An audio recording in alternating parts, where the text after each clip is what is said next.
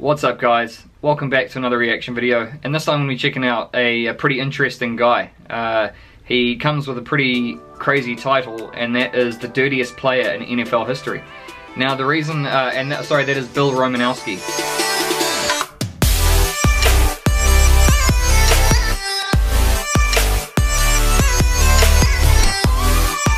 Now the reason I wanted to check this guy out is because I kind of wanted to do him and Lyle Alzado at the same time, but I just didn't get around to it. So here I am. I was trying to do them like, you know, the most feared man in NFL history and then the dirtiest player in NFL history. So I've come around to doing this one now, and I know a few of you guys have definitely been leaving comments saying you've been waiting for this reaction. So yeah, I'm pretty keen to check it out. I think this video is by KTO. Who is a guy who makes a few American football videos on like various different players, and he's got a pretty awesome channel. He's got almost 400,000 subs, so yeah, he's pretty legit, and I'm subscribed to him, and this video has got almost 4.6 million views, so it must be pretty good. So let's check him out. Hopefully I get, like Lyle Alzado, hopefully I get a lot of his you know, story off the pitch as well, about, you know, like what sort of guy he was, and you know, if he was just like one of those crazy dudes. So yeah, let's check it out. Bill Romanowski. This video is brought to you by SeatGeek. SeatGeek puts tickets from all across the web into one area and puts them on a 1 to 100 scale, so you know you're getting a good deal.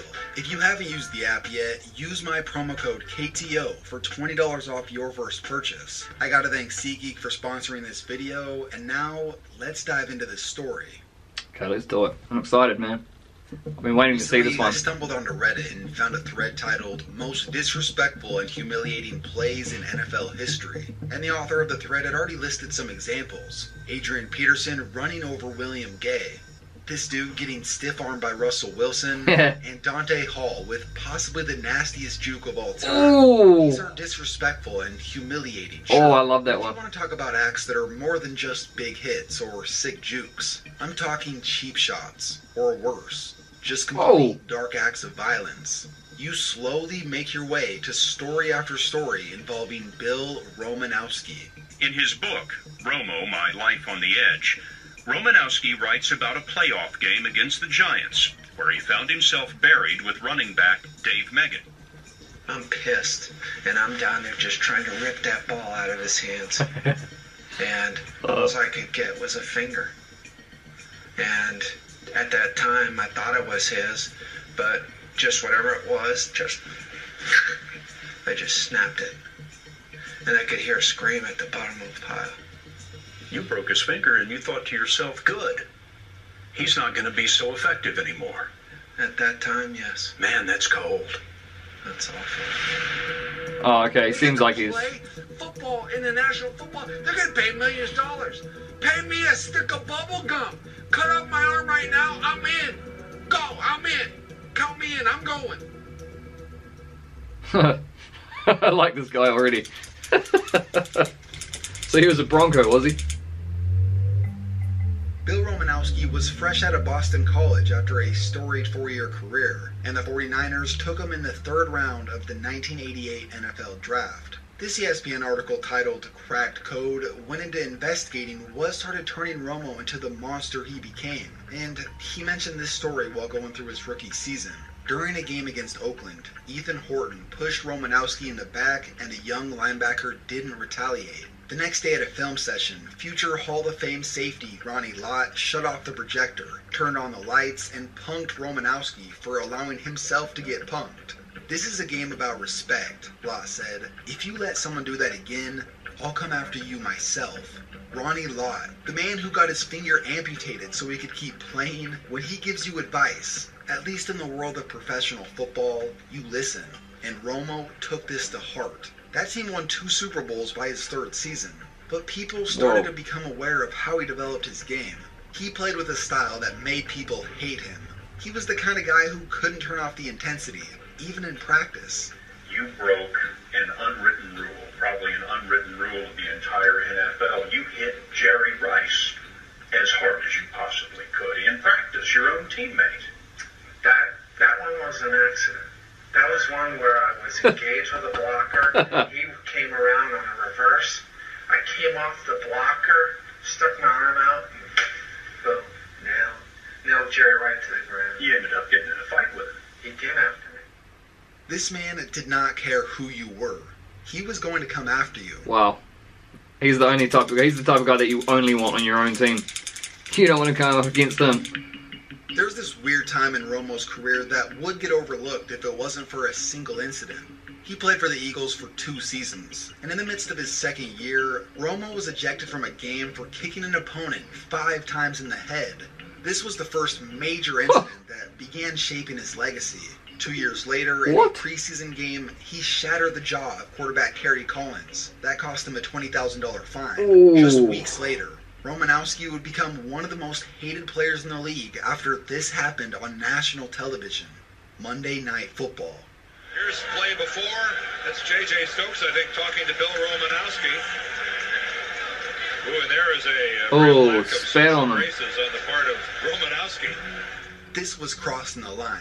This was something that even his own teammate Shannon Sharp did not take too kindly.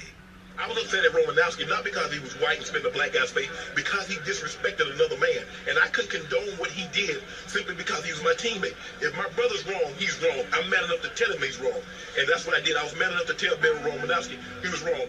These two got over their differences and were critical pieces in 2 Super Bowl victories. The show Undisputed has even brought Romo on as a guest a few times. 4-time champion. On one of the episodes that Bill was featured on, him and Shannon talked about how they overcame their differences to win a Super Bowl. They came together as a team, and at the end of the day, Romo was a great teammate. As the old quote goes, you love him when he's on your side, but you hate his guts when you gotta go against him. That's what I was just saying. Shannon learned this lesson all too well when Romo moved on to play for Oakland. That's when they had to go head-to-head. See that he hooked Shannon's arm. Luckily, he didn't break it, but it still dislocated his elbow. From 1995 to 2002, the list of fines and altercations that Romo had been a part of was staggering. So here's another interview from a few years back that's from Colin Cowherd's show. And this is what I found incredibly weird. Romo starts to explain this concept. You know, tell the guys he's a something a-hole, and an hour later you're having a beer. An hour later you're having a beer, and you kind of move on. You know, and that's the one thing about the locker room that's really special, is to be able to do that. Some guys hang on to it, some do, but for me, I didn't hang on to it because I was usually the one dishing it out, and I would feel badly about it, and I had no problem apologizing. He at least sounds self-conscious enough to understand what he's done. Yeah, he does. He seems to sound normal, but that quickly goes away with the next thing he says. I remember when I threw a microwave oven at Dexter Carter, you know, and then jacked him up against a Coke machine, and you know, I ripped off his gold chain.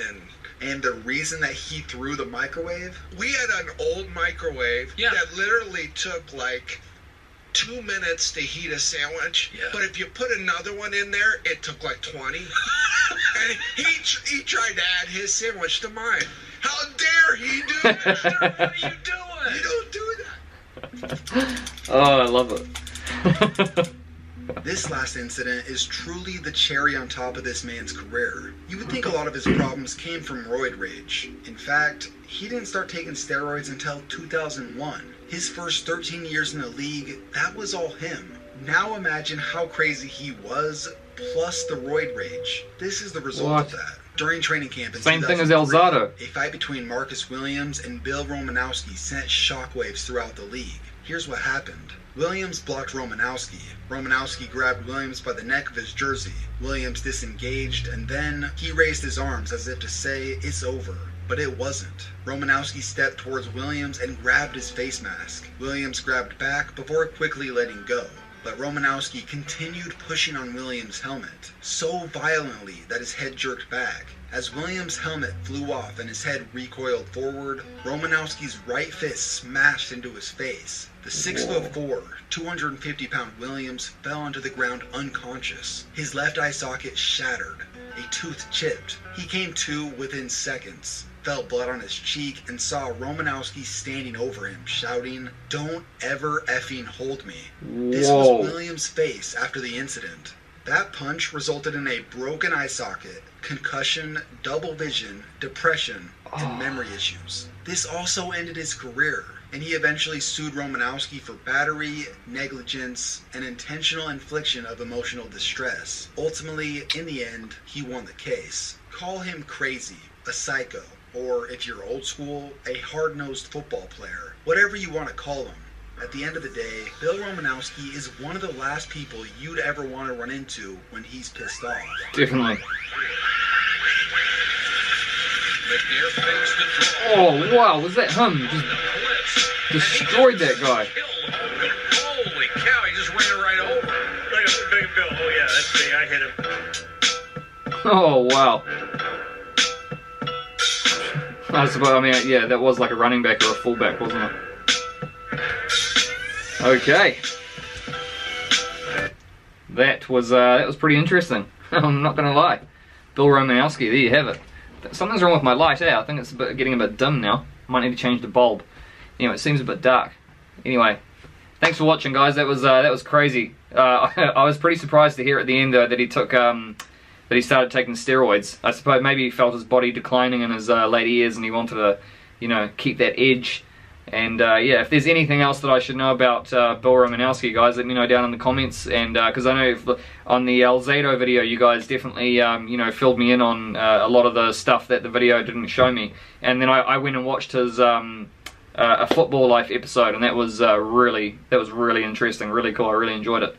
So yeah, let me know if I need to check anything else out. And if there's another player like this, you know, I think the other guy that you guys told me to check out was Jack Lambert.